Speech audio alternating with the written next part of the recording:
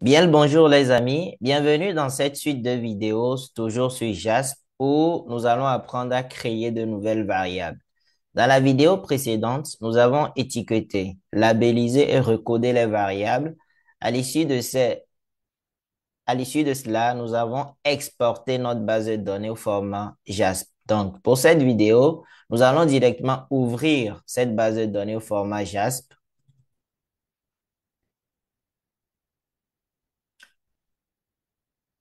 Et voilà, nous avons la base de données avec toutes les modifications que nous avons apportées.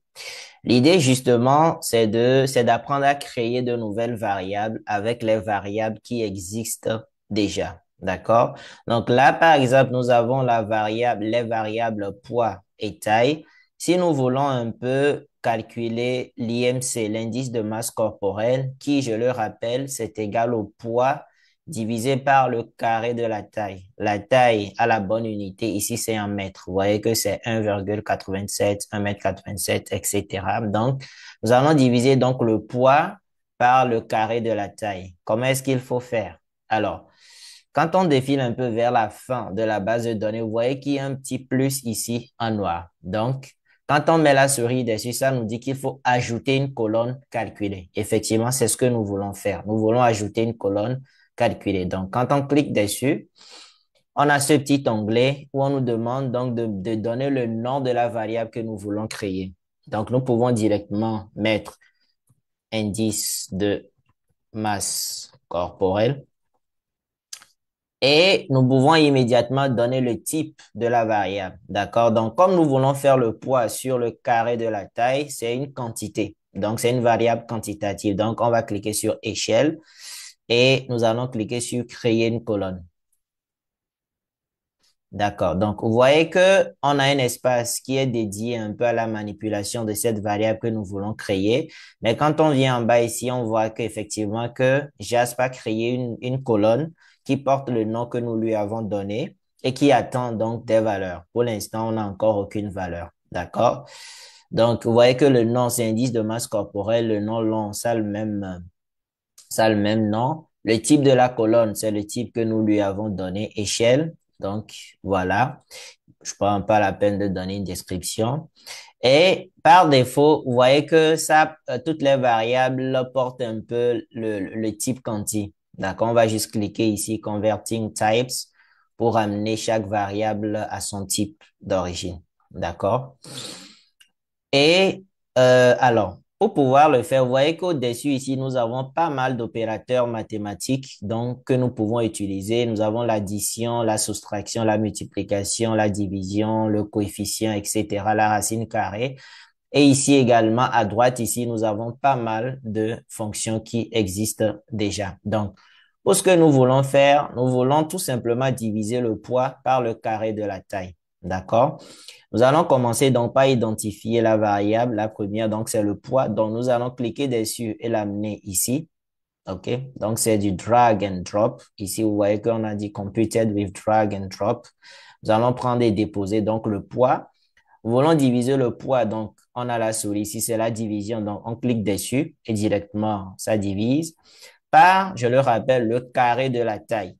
D'accord? Donc, nous pouvons, ici, c'est la fonction coefficient ou la fonction puissance. Ou si nous voulons, nous pouvons juste mettre la multiplication. On clique sur multiplication et automatiquement, Jasp sait que pour multiplier, on a besoin de deux éléments. Donc, Jasp crée donc l'espace, vous voyez les trois points qui attendent donc une variable. Donc, nous allons prendre la taille que nous allons amener ici. Vous voyez que voilà, nous allons déposer. Et dans l'autre espace aussi, on prend et on dépose. Donc, effectivement, ça fait le poids divisé par la taille au carré, donc la taille multipliée par la taille. Je rappelle que tout ce que nous allons faire ici va être stocké donc dans la variable indice de masse corporelle. Ce qu'il faut faire maintenant, c'est dire calculer la colonne. Quand on clique dessus, code des colonnes calculées appliquées. Et quand on regarde ici, effectivement, l'indice de masse corporelle contient donc les éléments issus donc de notre calcul. OK? Donc, quand on essaie de fermer ici, vous voyez que nous avons cela dans notre base de données qui s'est rajouté. Alors, ça peut être un peu difficile à voir parce que vous voyez que le poids et la taille sont un peu loin par rapport à l'indice de masse corporelle. D'accord? Comment est-ce qu'il faut faire pour que ce soit un peu côte à côte pour qu'on puisse le voir? On va le faire un peu pour les tranches d'âge. Nous avons les âges. Comment est-ce qu'on peut créer une variable tranche d'âge? Alors, ce qu'il faut faire, c'est que nous allons cliquer un peu sur la variable qui nous intéresse, variable ici. On va faire un clic droit, pardon. On est là, voilà. On clique une fois dedans, on fait un clic droit. Et vous voyez qu'on peut dire insérer une colonne après. Parce qu'on veut insérer une colonne tranche d'âge et après, on veut avoir un bon visuel pour s'assurer effectivement que notre opération a bien marché. Donc, insérer une colonne après. Vous voyez qu'automatiquement, Jasper crée cette colonne-là. Donc, on va juste essayer de la mettre en forme en double-cliquant dessus. Colonne 3, non, on va l'appeler tranche d'âge plutôt. En cliquant juste une fois ici, ça prend. Et quel est le type de cette colonne? Ce n'est pas un type quantitatif, mais c'est plutôt un type ordinal parce que les tranches d'âge sont échelonnées. Il y a un ordre particulier dans ces tranches d'âge-là. Donc, type créé. Pour l'instant, on n'a pas dit un peu comment est-ce qu'on va créer. On va juste cliquer ici et dire on ne veut pas créer ça avec R parce que le code sera un peu plus complexe et compliqué. C'est pas ce qu'on veut. Computed with drag and drop. Donc, on va prendre cette option. Et quand on prend ça, on a notre drag and drop qui apparaît.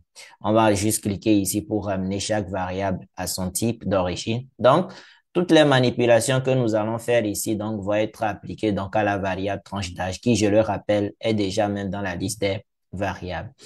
Alors, si on veut créer donc une tranche d'âge, à supposer qu'on veut faire deux tranches d'âge, ceux qui sont un âge au-delà de 50 ans et en dessous de 50 ans. Comment est-ce qu'on fait? On va utiliser la fonction if-else. Pour ceux qui sont un peu habitués, on va utiliser la fonction if-else qu'on va prendre ici, drag and drop. Donc, on la prend et on la dépose là. La fonction if-else attend trois arguments. Autrement dit, elle attend une condition, une valeur que prend la variable lorsque la condition est vérifiée et une autre valeur lorsque la condition qu'on aura mise n'est pas vérifiée. Ça va être plus clair tout à l'heure. On veut prendre des gens qui ont au-delà de 50 ans, qui sont en deçà de 50 ans. Donc, ça veut dire que si on veut traduire ça mathématiquement, il faut que la variable âge soit supérieure ou égale à 50 ans. Il faut d'abord commencer par le signe qu'on veut mettre, d'accord? On a test, then and else. Donc, on va prendre le signe, c'est supérieur ou égal, d'accord? Qu'on va prendre et qu'on va déposer dans la partie test. OK? Voilà. Donc, quand on a le signe, on voit qu'à gauche, ça attend une valeur, à droite, ça attend une valeur. Donc, à gauche, ça veut dire qu'on va mettre donc la variable âge de l'enquêté qui est une valeur quantitative. Donc, on va prendre ça qu'on va mettre ici. Juste patienter le temps que ce soit bien vert et on dépose. Donc, on a notre variable et supérieur ou égal, on clique là et on écrit sur notre clavier 50. D'accord? Donc, l'âge, lorsque l'âge est supérieur ou égal à 50 ans, on veut que notre variable tranche d'âge prenne peut-être une valeur 2 qu'on pourra étiqueter tout à l'heure. Et si cette condition n'est pas vérifiée, elle va prendre une valeur 1. On pourra étiqueter. Donc, tranche d'âge prend 1 lorsqu'on a inférieur à 50 ans et prend 2 lorsqu'on a supérieur ou égal à 50 ans. Donc, on va juste cliquer sur calculer la valeur. Et vous voyez que tout est bon. On a les valeurs qui sont ici. D'accord? Donc, on va juste fermer ça. Et pour étiqueter rapidement, on double-clique dessus. Toujours, on va dire éditeur d'étiquette. Donc, 1, je le rappelle, c'est inférieur à 50. Et le 2, c'est 50 et plus. Tout simplement.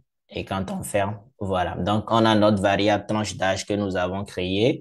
Lorsque cet individu qui a 28 ans, effectivement, il est inférieur à 50 ans. Donc, on a ça et on a notre valeur que nous avons mise. Et voilà, nous venons de créer notre variable tranche. Nous voilà donc arrivés à la fin de cette vidéo. Je vous suggère toujours, après manipulation, d'enregistrer ou d'exporter donc la base de données. Donc, ce qu'il faut faire, bien entendu, c'est toujours appuyer sur ces trois points, enregistrer sous, et on va parcourir et on prend toujours le même nom, on va l'enregistrer. Effectivement, c'est est-ce qu'on veut le remplacer? Oui, on veut le remplacer parce que nous avons déjà tout enregistré. Donc, voilà.